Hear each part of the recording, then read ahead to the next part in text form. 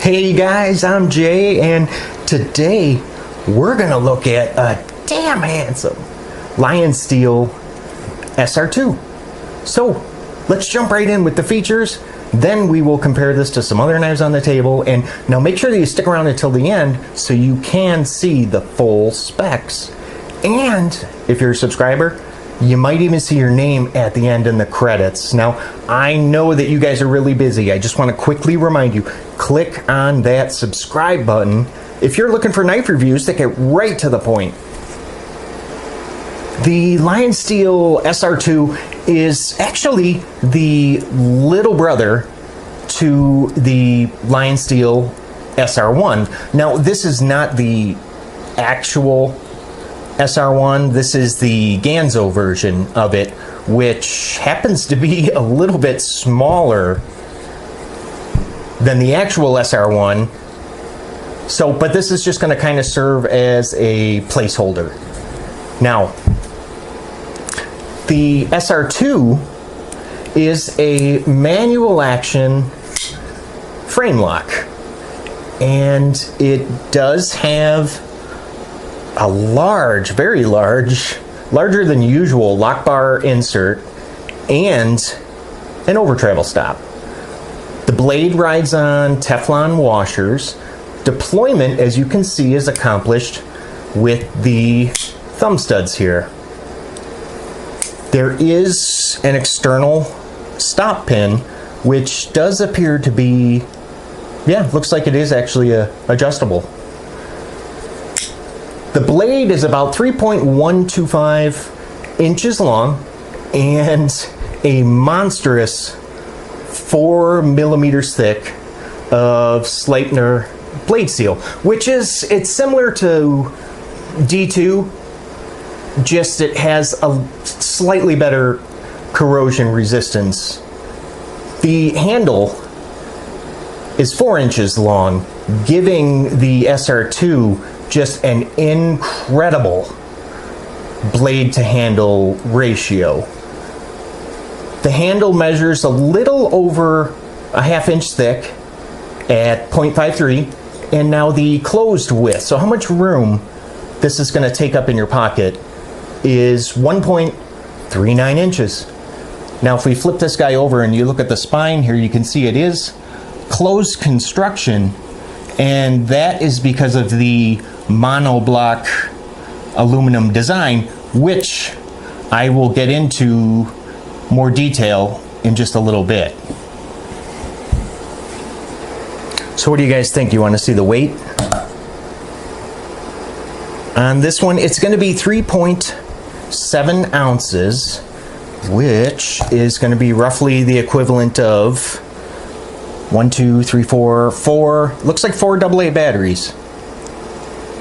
Now, if you're not crazy about this version of the SR2, that's okay, because LionSteel actually offers this in quite a few different flavors. You can find the aluminum handles in either orange, green, or black in color. And of course, either the satin or the black DLC coated blade. And as I mentioned just a little bit ago, there is the SR1, which is a little bit bigger at 3.7 inch blade, and that actually uses D2 blade steel. Now I'd like to go ahead and bring in some other knives to compare this against, so you guys can kind of get an idea of the size we're talking about today. And first, the Cold Steel American Lawman, of course, the PM2, and Benchmade Bug Out, which is a smaller knife, and you can see that this Bug Out is actually a little bit longer than the SR2. And how about another Spyderco, the Native 5, which actually is, out of all the knives I just showed you, this one is probably the closest to the SR2 in length. Let's now quickly go ahead and run through my 7 likes and dislikes of this LionSteel SR2, and we will start with, well, number 1, the curb appeal. So the appearance, the aesthetics, how it looks. I like this blade shape is just great. I friggin' love it. The wide profile, just gorgeous. And this flat ground drop point has a really nice satin finish. And did you notice the ribbing here on the handle? Very, very unique. And the actual blade spine is kind of rounded at the top, which I thought was also a very nice feature. And number 2, the materials.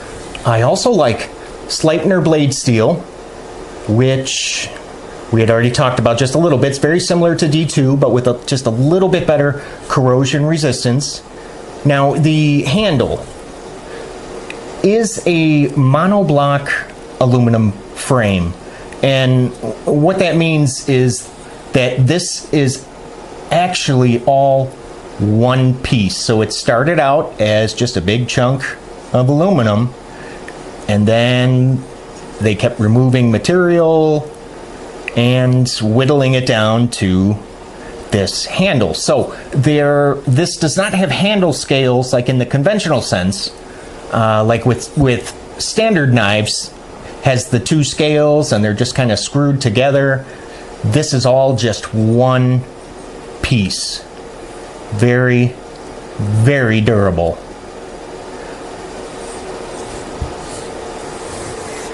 Number 3, the function. And this is actually going to be my first gripe. Yeah, I'm not a fan of the function.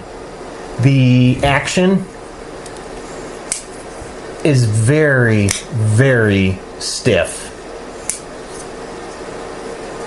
Yeah, there is no way that I can shake this thing closed. It's just not that kind of knife. Now, the Rotoblock system here on the side also functions as an over-travel stop for the lock bar. The Rotoblock acts as like a secondary safety. So you turn this wheel. What that does is then prevents you from being able to move the lock bar over, making you unable to disengage the lock. Now, this Rotoblock wheel is very, very sensitive. I don't have to move it much to engage this safety, and let me show you that. So first, I'm going to show you, see how far I can turn it. Now that's fully, yeah, that's fully engaged.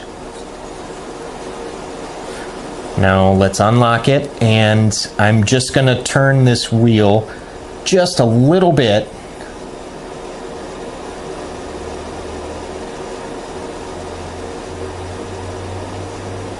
Is that moving? Yeah. Yeah, see? And now it's locked. So the wheel does not have to be turned too far at all. And I have accidentally engaged the safety quite a few times. And the first time that I did it, I had no idea. And I was about to go ahead and like grab a tool to pry this open. I mean, I really wasn't going to pry it open, but I was like, oh my gosh, how am I going to get this frame lock open? So I checked the lock, and sure enough, it was turned just a hair. So very, very, very sensitive.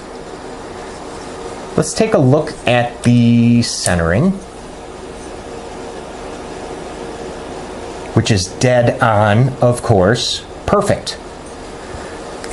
When the blade is deployed, it looks like it's locking up a little less than 50. What would you guys say, about 40? Let's call it 40%. So because of the stiff action of the SR2, this is not a fondling knife whatsoever.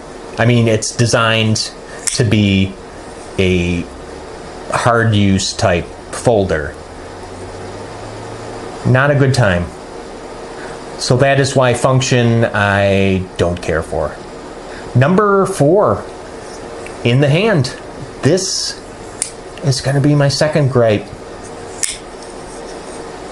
The handle is, it's comfortable enough. However, it is very small. Now, I have medium-sized hands, and I can just fit all of my fingers on there. So those of you with the big giant bear paws, forget it. This thing is gonna feel like a toy to you. So handle is not very long at all. And it is a little bit slick. The ribbing, it doesn't help all that much, doesn't provide that much traction. So the aluminum, it's kind of slick. There is jimping, looks like just one area on here, and that's going to be, yep, right there, and that little, on that little thumb ramp. Let's check the balance. Oh yeah, exactly where it needs to be. Perfect. There is an itty bitty, teeny weeny sharpening choil. Can you guys see that there? Since this is considered a harder use type of knife, wouldn't you think that it would have maybe a little better traction for use in like different conditions? Food for thought. Number 5, in the pocket. I like the clip. Very nice. Deep carry. Tip up only. However, that is going to be for righties and for lefties. And did you see here on the butt end of the handle? Yep, that is a glass breaker tip. The closed width and thickness, not bad at all. This actually rides pretty nice in the pocket. And the fact that the clip is reversible, just an added bonus. Number 6, the weight. I like the weight, 3.7 ounces. I was actually surprised by that. Doesn't this just look like it should weigh a lot more? I mean, I know aluminum's light, but this is 4 millimeters thick. 3.7 ounces, that is really good for a beefy knife like this. And it's also the reason why I chose the SR2 over the SR1 here, is because of that weight. And finally, number 7, the price. I don't like. 160. Yep, 160. That is a lot for aluminum and Sleipner steel. I think it's a lot for those materials. I mean, how much would this knife cost if they took away the Rotoblock and the glass breaker tip? Because to be honest, I could do without either of those. So why not get rid of them, lower the price a little bit? If only I ruled the world, right?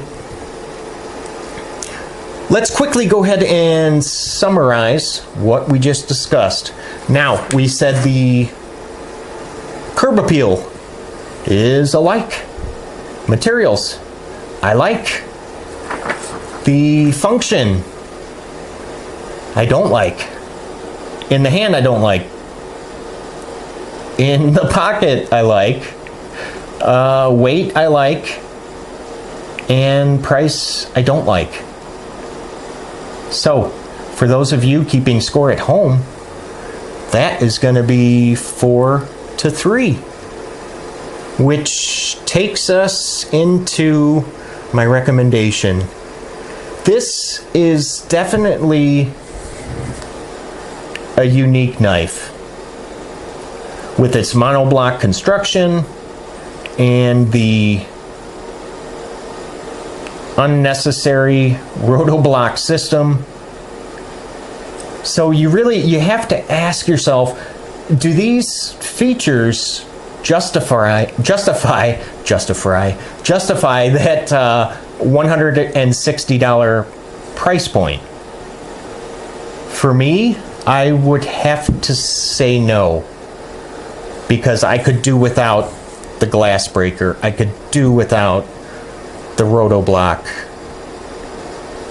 Heck, I could even do without the monoblock design. I mean, it is nice, don't get me wrong.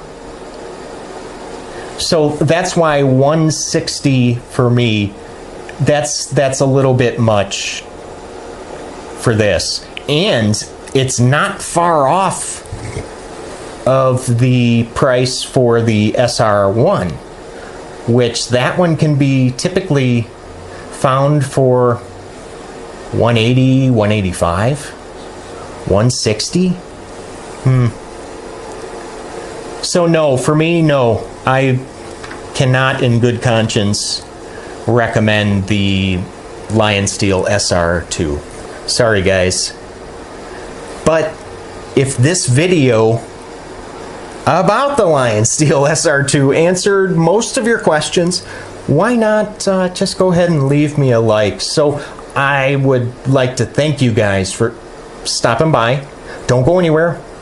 I'm going to show you the specs here in just a second. Thanks you guys, and I will see you at the next video. You guys take care, okay?